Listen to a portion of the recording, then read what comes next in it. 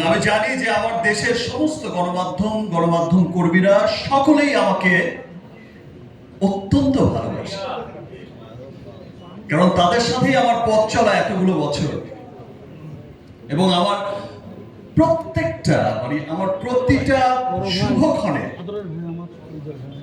আমি তাদেরকে সাথে নিয়েই আমি যাত্রাটা শুরু করেছি। আজ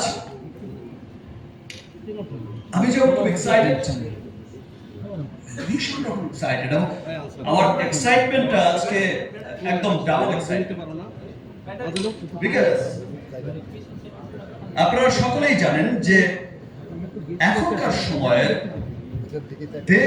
দেশ সেরা এবং দেশের মানুষের সবচাইতে পছন্দের ব্র্যান্ড লিলি যুক্ত হয়েছে অলরেডি। দেশের মানুষের সবচাইতে পছন্দের ব্র্যান্ড লিলি যুক্ত হয়েছে আমার সিনেমা বরবাদের সঙ্গে। এবং আমি খুব আনন্দিত যে বরবাদ কে সবাই আপনারা এত ভালোবাসেন। কালকে শুধু নামটা ডিক্লেয়ার হয়েছে, কালকে শুধু একটা ছোট্ট পোস্ট করেছি, আগামীকাল দুপুরে আসছে বরবাদের ফার্স্ট লুক, স্পেশাল লুক।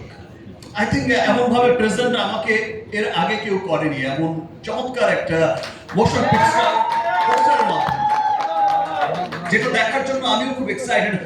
আমি আমার প্রোডিউসার শেরিন ম্যাডামকেও বলেছিলাম যে একটু কি দেখা যাবে, এক ঝলক আমাকে কোনো রকম একটু দেখিয়ে বলো, ফাইনালটা দেখাবো না। তো ফাইনালটা দেখার জন্য আমিও খুব এক্সাইটেড। আমি হৃদয়কে অনেকবার পটানোর চেষ্টা করেছি, আরে ভাইয়া আমাকে তো পাঠা, আমি তো ছবির হিরোইন।